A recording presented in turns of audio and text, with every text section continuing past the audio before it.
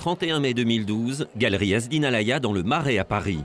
Vernissage de l'exposition du 55e concours du World Press Photo qui récompense les meilleurs photojournalistes. Des milliers de photographes de 24 pays ont soumis plus de 100 000 photographies.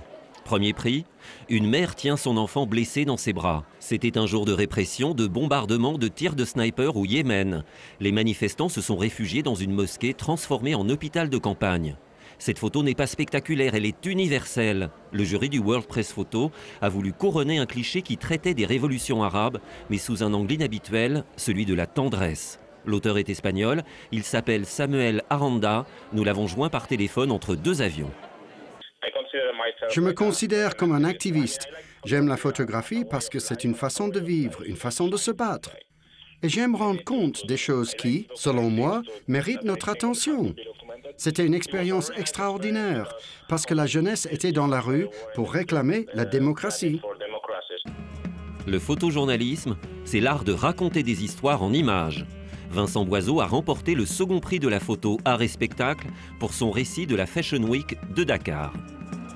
C'est une photo qui a été prise dans un petit marché de Dakar,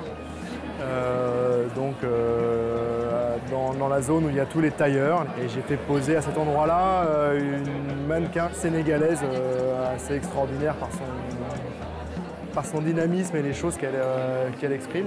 Je ne suis pas un reporter de guerre, je vais en Afrique, dans les villes, dans les campagnes, dans les endroits en paix, voilà, où il y a des difficultés.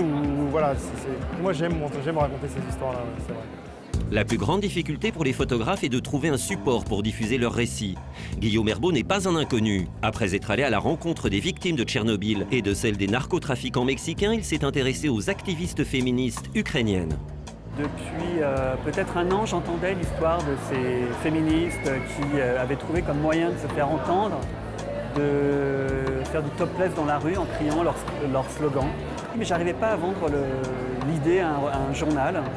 Les journaux n'étaient pas intéressés. Et un jour, il y a un magazine qui m'appelle, qui s'appelle Stiletto, qui est un magazine de mode, qui me demande si j'ai une thématique autour de borderline.